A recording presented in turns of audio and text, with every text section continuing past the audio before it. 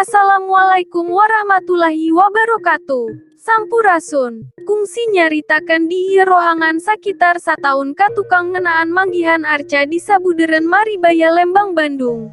Pasna jalur naik gunung ti Taman Raya IR.H.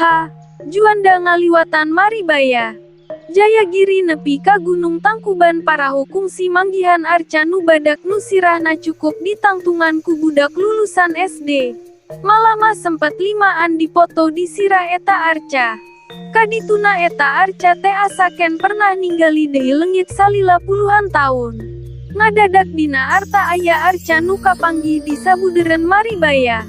Mucunghul ingetan puluhan tahun ka tukang eta arca nu baheula kuring jeung babaturan SD kungsi dipoto di sirah eta arca jeung masih keneh di tempat nu baheula kuring dipoto. Ngan hanjakal foto keur kuring dipoto di sirah arca tahun 70-an eta tos teu aya. Zaman eta arca salila puluhan tahun. Naha ka uruk kulongsoran atawa katutup buni ku tatangkalan.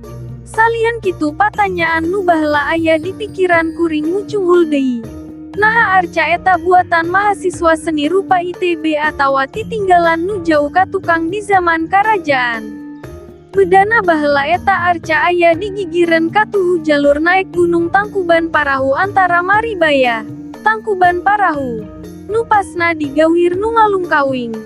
Kaayan batuna teu acan kapinuhan ku lumut jiga poto arca nu karek kapanggih kiwari. Waktu harita eta arca teh sabagian masih mebes kanu taneuh di pasir nu pinuh ku tatangkalan. Di zaman mana eta arca asalna?